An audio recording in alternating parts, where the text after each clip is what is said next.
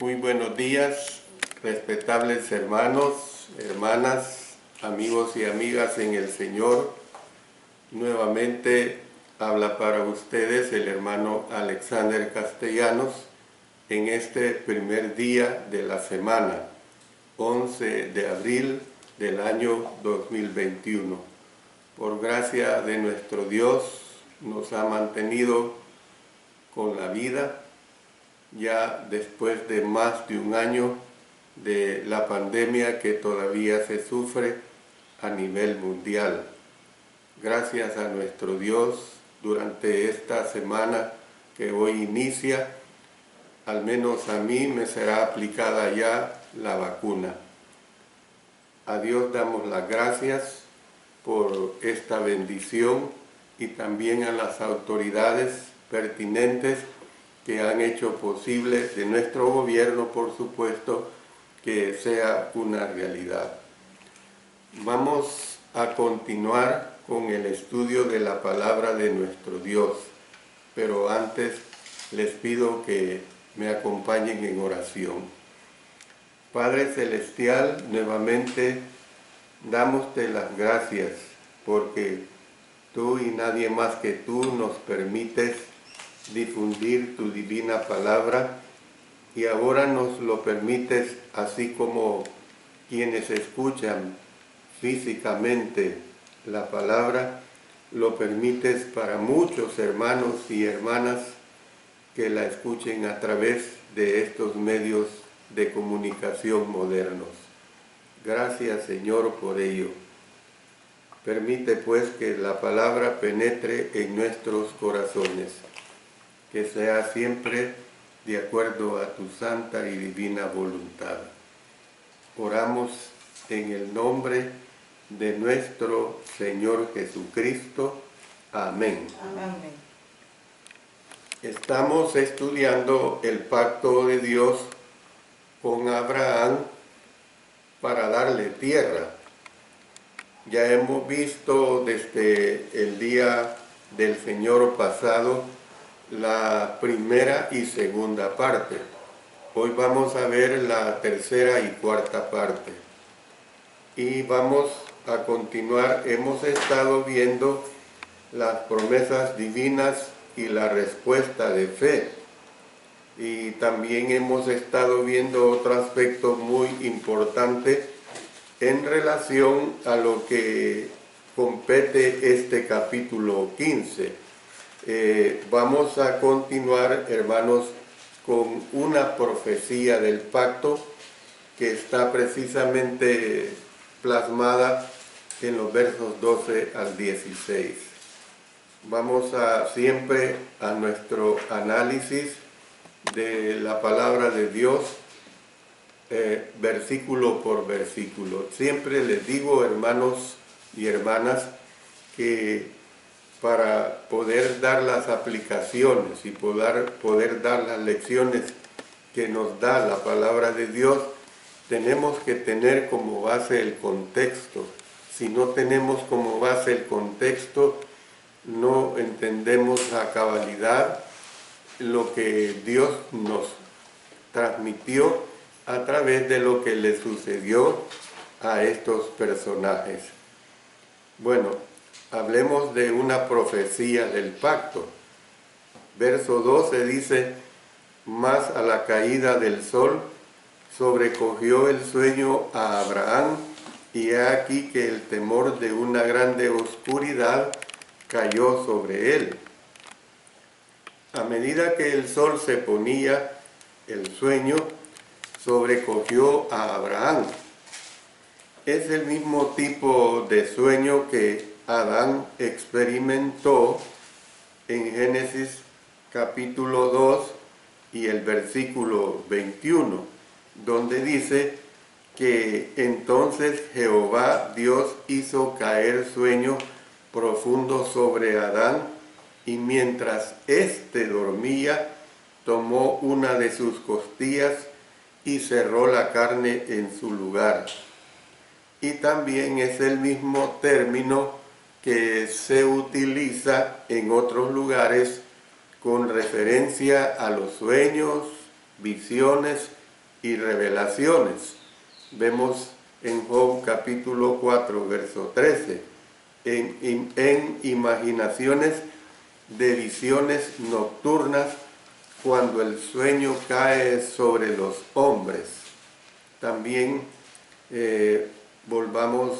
también aquí en Job 33:15, por sueño en visión nocturna, cuando el sueño cae sobre los hombres, cuando se adormecen sobre el lecho. En este caso en particular se refiere a el sueño profundo. Se dice que el sueño profundo es el sueño REM. El sueño profundo del patriarca produjo temor de una grande oscuridad. Yo no sé cuántos de ustedes lo han pasado, pero sucede que a mí sí, con bastante frecuencia he tenido sueños profundos, pero con pesadillas, y eso no es nada agradable. Los personajes de la Biblia a menudo experimentaron una emoción desconcertante en la presencia de Dios. Fue especialmente cierto cuando se incluía una profecía angustiante anunciando tiempos difíciles para personas o para sus descendientes. Por eso noten lo que se nos expresa en los versos 13 y 14 de capítulo 15 de Génesis. Entonces Jehová dijo a Abraham: ten por cierto que tu descendencia morará en tierra ajena y será esclava allí, y será oprimida 400 años. Mas también a la nación a la cual servirán juzgaré yo, y después de esto saldrán con gran riqueza. O sea, estaba anticipándole, diciéndole: vas a estar en esta opresión, en esta esclavitud por tantos años, 400 o 430, como se especifica en algunas citas, pero también les estaba diciendo que él se iba a encargar de esta nación opresora. Jehová clarificó su promesa, asegurándole a Abraham que su descendencia poseería la tierra de Canaán. Sin embargo, primero moraría, es decir, moraría extranjero residente en tierra ajena, dice. Abraham utilizó posteriormente el mismo término ger, con G, con respecto a su propia situación en Canaán, cuando habló a los hombres de Hebrón sobre una sepultura para Sara. Dice en Génesis 23:4, extranjero y forastero soy entre vosotros, dame propiedad para sepultura entre vosotros, y sepultaré mi muerte de delante de mí. También es el término regular utilizado para describir a los extranjeros residentes, o sea, los gentiles, pues, que vivieron en la tierra prometida después de la conquista. Vámonos a ilustrar esto a Levítico 16:29. Y esto tendréis por estatuto perpetuo: en el mes séptimo, a los 10 días del mes, afligiréis vuestras almas, y ninguna obra haréis, ni el natural ni el extranjero que mora entre vosotros. Luego consultemos Levítico 17, vamos a leer los versos 8, 12 y 15. Les dirás también: cualquier varón de la casa de Israel o de los extranjeros que moran entre vosotros, que ofreciere holocausto o sacrificios, por tanto he dicho a los hijos de Israel: ninguna persona de vosotros comerá sangre, ni el extranjero que mora entre vosotros comerá sangre. Y cualquier persona, así de los naturales como de los extranjeros, que comiere animal mortecino o despedazado por fiera, lavará sus vestidos y asimisma se lavará con agua, y será inmunda hasta la noche, entonces será limpia. Ahora vamos a Levítico 18:26. Guardad pues vosotros mis estatutos y mis ordenanzas, y no hagáis ninguna de estas abominaciones, ni el natural, ni el extranjero que mora entre vosotros. Entonces ustedes pueden ver que es claro que las restricciones estaban hechas para todas.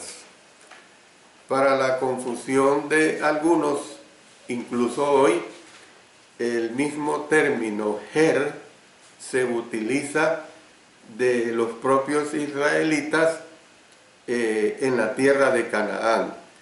Noten en Levítico 25:23, la tierra no se venderá a perpetuidad, porque la tierra mía es, pues vosotros forasteros y extranjeros sois para conmigo.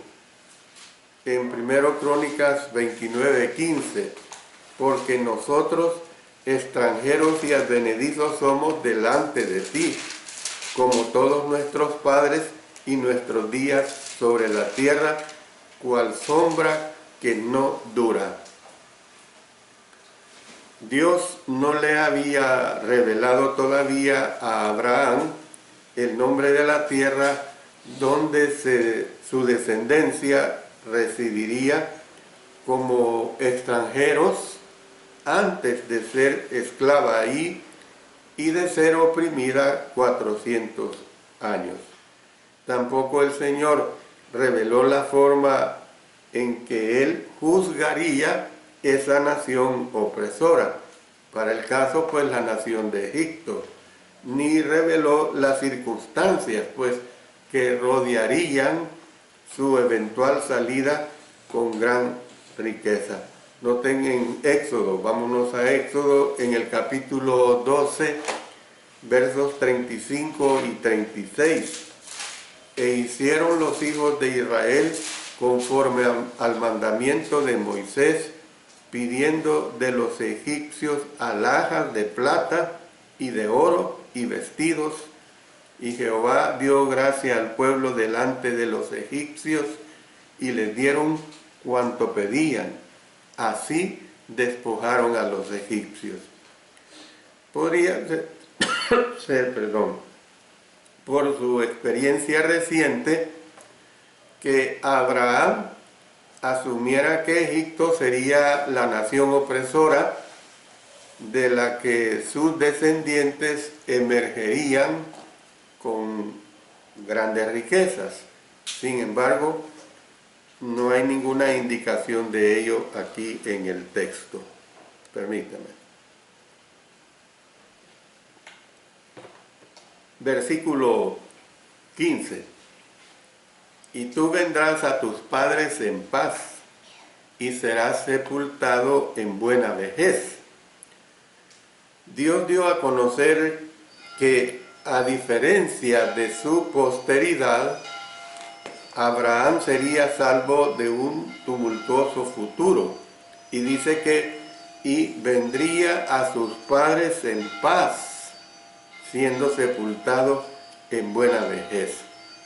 En contraste con las experiencias perturbadoras que ya había enfrentado en Egipto con Faraón y la guerra con los 4 reyes de Oriente que tenemos plasmado en el capítulo 14, el Señor reveló que el Padre de Naciones viviría hasta una edad avanzada y tendría una muerte tranquila.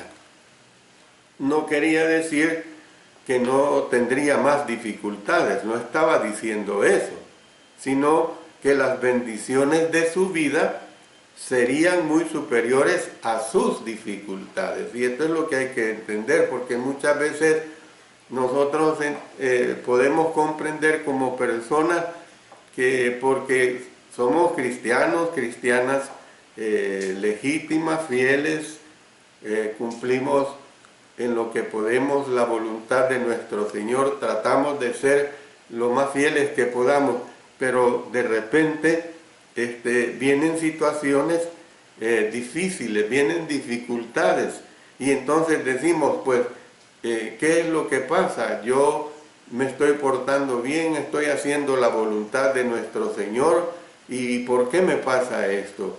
Esta situación tendría que entenderse en relación a Abraham. El hecho de ser un hombre de fe no quería decir de que no le iba a pasar una situación dificultosa. Además, ya lo hemos estado estudiando a través de todos estos capítulos, desde el capítulo 12, cómo es que Abraham estaba en la etapa del aprendizaje. Si él llegó a ser un ejemplo de fe, y lo es para nosotros, es precisamente porque lo aprendió. No le llegó a él por arte de magia. No es que le llegó a Abraham su condición de fe porque, como quien dice, ya nació así, no. Sino, aquí se cumple el dicho popular, nadie nace aprendido. Abraham, pues, aprendió a tener ese tipo de fe que llegó a tener. De hecho, cuando Abraham llegó al final de su peregrinación, es decir, esta peregrinación terrenal, dice la Escritura que murió en buena vejez, 175 años. Y dice la Escritura que murió lleno de años. O sea, qué bonito sería que todos muriéramos así, llenos de años, robustos, en buena vejez, sin tener una enfermedad, sin sufrir. ¿Ve? Eso sería lo excelente para todo ser humano. Bueno, pasemos al versículo 16. En este versículo 16 dice, y en la cuarta generación volverán acá, porque aún no ha llegado a su colmo la maldad del amorreo hasta aquí. Más adelante vamos a ver algo al respecto, pero en los tiempos de Moisés una generación estaba compuesta por 40 años. Este dato puede ser una generación, ya sean 40 años o 30 años o 33 años. Entonces, si así era una generación de 40 años, estamos hablando justamente de 4 generaciones, 4 por 4, 16, 160 años, y él vivió hasta la edad de 175 años. Después de aliviar la preocupación personal de Abraham sobre el futuro, Dios volvió a referirse al destino de sus descendientes, aseverando que en la cuarta generación volverán acá, es decir, a Canaán. Algunos sostienen que esta declaración contradice Génesis 15:13. Entonces Jehová dijo a Abraham, ten por cierto que tu descendencia morará en tierra ajena y será esclava allí y será oprimida 400 años. ¿Qué describe la estancia de los israelitas en Egipto como de 400 años? Sin embargo, la palabra hebrea para generación es la palabra dor, de oer, así como se oye. Es la palabra hebrea para generación. Se refiere a un lapso de tiempo en lugar de un número fijo de años. Fíjense bien, un lapso de tiempo es, sea que sean 5 años, 10 años, 15 años, pero es un lapso de tiempo. No se refiere a un periodo fijo de años. Por ejemplo, Moisés tenía unos 40 años cuando huyó de Egipto, y la Escritura nos hace ver que conoció a Séfora y se casó. Y los israelitas fueron condenados a vagar por el desierto durante 40 años. Una generación, pues, Dor, dice en Números 32:13, y la ira de Jehová se encendió contra Israel, y los hizo andar errantes 40 años por el desierto, hasta que fue acabada toda aquella generación. Dice, toda aquella generación que había hecho mal delante de Jehová, debido a su obstinada incredulidad y desobediencia, pues. Si bien una generación evidentemente era de unos 40 años en los días de Moisés, podría haberse entendido como un centenar de años en el tiempo de Abraham, en vista de que tenía esa edad cuando nació Isaac. Noten lo que se nos expresa en Génesis 17:17. Entonces Abraham se postró sobre su rostro y se rió, y dijo en su corazón, a hombre de 100 años ha de nacer hijo, y Sara ya de 90 años ha de concebir. Vámonos a Génesis 21:5. Y era Abraham de 100 años cuando nació Isaac su hijo. Y luego ya hemos dicho que el patriarca vivió hasta los 175 años. Entonces, los 400 años de Génesis capítulo 15, versículo 13, que aquí se nos presenta, es un número redondo, no es un número exacto. Hago esta aclaración. La Biblia muchas veces nos habla de cifras completas. Es decir, no especifica, por ejemplo, y ya dentro de unos momentos lo vamos a leer, que la esclavitud de Israel fue de 430 años. O sea, cuando toma el número 400 es para tomar en otras palabras, lo completo.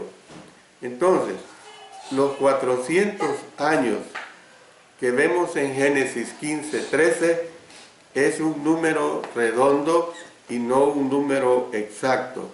Por eso le dijo Dios así, que su descendencia sería extranjera en tierra ajena y que los reducirían a servidumbre y los maltratarían por 400 años, lo cual es obvio a partir de la referencia cronológica en Éxodo 12, 40 y 41, que dice, pongámosle especial cuidado acá, o sea, decir 400 o 430 años no es ningún error. El tiempo que los hijos de Israel habitaron en Egipto fue 430 años. Y pasados los 430 años, en el mismo día, todas las huestes de Jehová salieron de la tierra de Egipto. Les repito la cita, Éxodo 12, versos 40 y 41. La última declaración de Génesis 15:16 explica la razón de la demora de Dios en darles la tierra de Canaán a los descendientes de Abraham, diciendo, porque aún no ha llegado a su colmo la maldad del amorreo hasta aquí. El término amorreo fluctúa en el Antiguo Testamento. A veces se refiere a uno de los muchos grupos diferentes de pueblos en la tierra. Por ejemplo, leamos Génesis 15:21. Los amorreos, los cananeos, los gergeseos y los jebuseos. Éxodo 3:8 dice, y he descendido para librarlos de mano de los egipcios y sacarlos de aquella tierra a una tierra buena y ancha, a tierra que fluye leche y miel, a los lugares del cananeo, del eteo, del amorreo, del fereceo, del heveo y del jebuseo. Sin embargo, también puede designar a todos los pueblos que vivían en Canaán. Por ejemplo, Amós 2:10 dice: y a vosotros os hice subir de la tierra de Egipto, y os conduje por el desierto 40 años, para que entraseis en posesión, noten, de la tierra del amorreo. Ahí se comprende todas estas naciones. Los antiguos en Mesopotamia llamaban Amurru, con doble R, Amurru, que era amorreos, por cierto, o sea, los occidentales, a los que vivían en Siria, en Líbano y en Palestina, o sea, los cananeos en Palestina. Y el uso genérico del término se mantiene en varios lugares del Antiguo Testamento. Entonces, la palabra tiene el segundo significado aquí, en vista de que la conquista de Canaán no había de comenzar hasta que la iniquidad del amorreo, dice, haya llegado a su colmo. Chalén, pues, haya llegado a su colmo, la palabra chalén, o llegado a su medida completa, según la versión internacional. Entonces, esto indica que el Señor sería paciente para con los amorreos, o sea, cananeos, hasta que su moral se volviera tan corrupta que Dios ya no podía tolerar su comportamiento inmoral. Posteriormente, el clamor contra Sodoma y Gomorra, y lo vamos a ver a su debido tiempo, fue tan grande, incluso para los pueblos paganos que vivían en esa región, que el Señor ya no podía soportarlo y determinó actuar en juicio contra ellos. Incluso entonces Dios prometió a Abraham que él perdonaría a Sodoma si podía encontrarse a 10 personas justas en la ciudad. Claro que no fue así. La conquista y la colonización de Canaán, por lo tanto, se basaba en la justicia soberana de Dios. Leamos Levítico 18, versos 24 y 25. Y la tierra fue contaminada, en ninguna de estas cosas os amancillaréis, pues en todas estas cosas se han corrompido las naciones que yo echo de delante de vosotros. Y la tierra fue contaminada, y yo visité su maldad sobre ella, y la tierra vomitó sus moradores. También vámonos a Deuteronomio 9:5. No por tu justicia ni por la rectitud de tu corazón entras a poseer la tierra de ellos, sino por la impiedad de estas naciones, Jehová tu Dios las arroja delante de ti, y para confirmar la palabra que Jehová juró a tus padres, Abraham, Isaac y Jacob, y no en la agresión pura de Israel como a veces se sugiere. O sea, tan corrupto era Israel como esas naciones, está diciendo. Pero la maldad de esas naciones ya pasaba del límite. Entonces, Dios quería limpiar esa maldad de esas naciones y darle la oportunidad a Israel.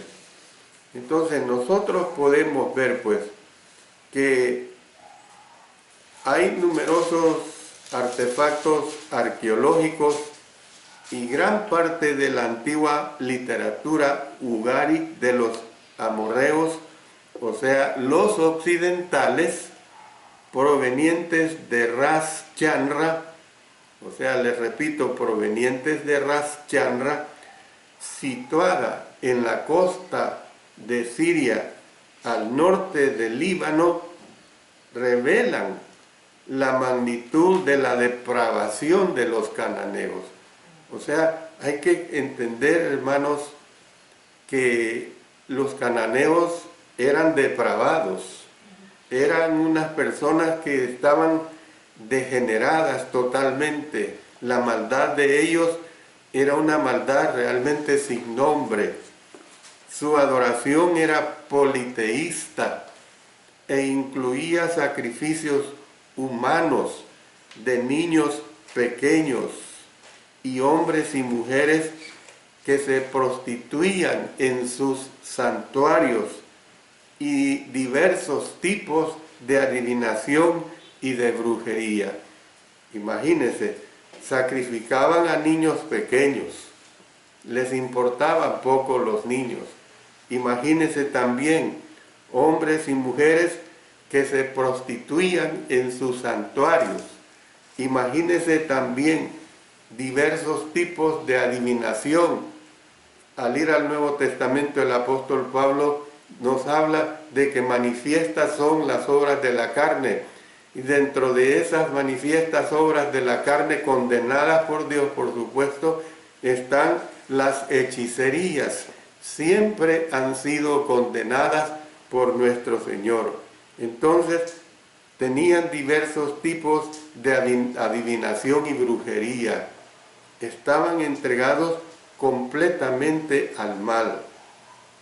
Estos actos fueron prohibidos en la ley de Moisés. Vamos a consultar el libro de Levítico en el capítulo 18. Dice en Levítico, vámonos al capítulo 18 y vámonos a irnos al versículo 25. Dice aquí en este versículo 21, vamos a comenzar desde el 21. Y no des hijo tuyo, y no des hijo tuyo para ofrecerlo por fuego a Moloc. No contamines así el nombre de tu Dios, yo Jehová. No te echarás con varón como con mujer, es abominación. Ni con ningún animal tendrás ayuntamiento amancillándote con él, ni mujer alguna se pondrá delante de animal para ayuntarse con él. Es perversión. En ninguna de estas cosas os amancillaréis, pues en todas estas cosas se han corrompido las naciones que yo he hecho de delante de vosotros. Y la tierra fue contaminada, y yo visité su maldad sobre ella, y la tierra vomitó sus moradores. Entonces, ¿qué es lo que nosotros vemos, hermanos? Sin embargo, todos los reinos los reinos que aquí, o todos los reyes, mejor dicho, del reino del norte, o sea, Israel, el reino del norte, que era Israel, y la mayoría de sus reyes del reino del sur, que era Judá, promovieron los cultos paganos. Vámonos ahora a consultar el primer libro de Reyes, capítulo 14. Allí en este primer libro de Reyes, capítulo 14, vámonos a los versos 21 hasta el 24. Dice, Roboán, hijo de Salomón, reinó en Judá. De 41 años era Roboán cuando comenzó a reinar, y 17 años reinó en Jerusalén, ciudad que Jehová eligió de todas las tribus de Israel para poner allí su nombre. El nombre de su madre fue Naama Amonita. Y Judá, este es el reino del sur, hermanos, hizo lo malo ante los ojos de Jehová, y le enojaron más que todo lo que sus padres habían hecho en sus pecados que cometieron, porque ellos también se edificaron lugares altos, estatuas e imágenes de acera en todo collado alto y debajo de todo árbol frondoso. Hubo también sodomitas, la sodomía pues, en la tierra, e hicieron conforme a todas las abominaciones de las naciones que Jehová había echado delante de los hijos de Israel.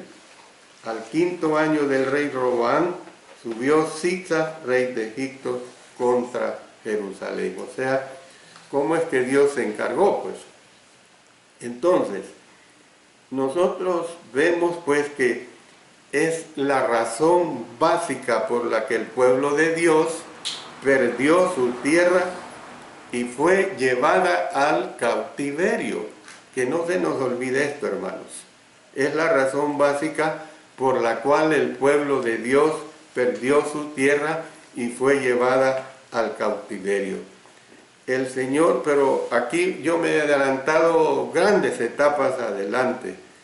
Vamos a retroceder, por supuesto, porque todavía ni se ha entrado a la tierra de Canaán. El Señor le dio cientos de años para volverse de la idolatría, del homicidio ritual y de toda forma de maldad vil, tal como lo hizo con los amorreos. Sin embargo, cuando se negaron a hacerlo, similar a los anteriores habitantes de Canaán, por eso es que hemos visto todo ello, fueron desposeídos de la tierra de Canaán.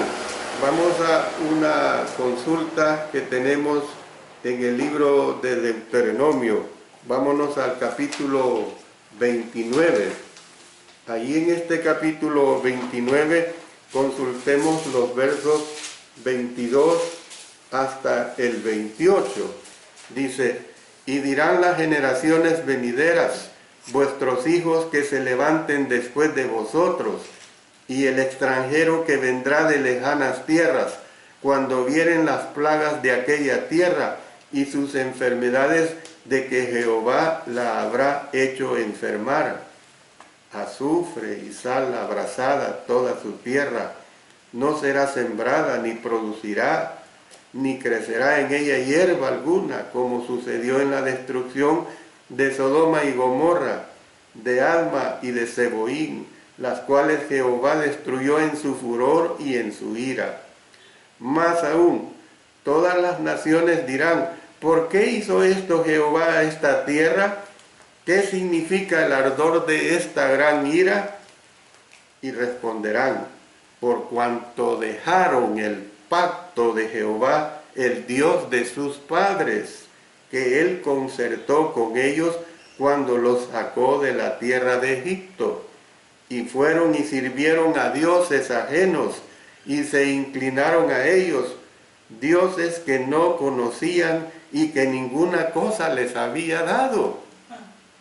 Por tanto, se encendió la ira de Jehová contra esta tierra para traer sobre ella todas las maldiciones escritas en este libro.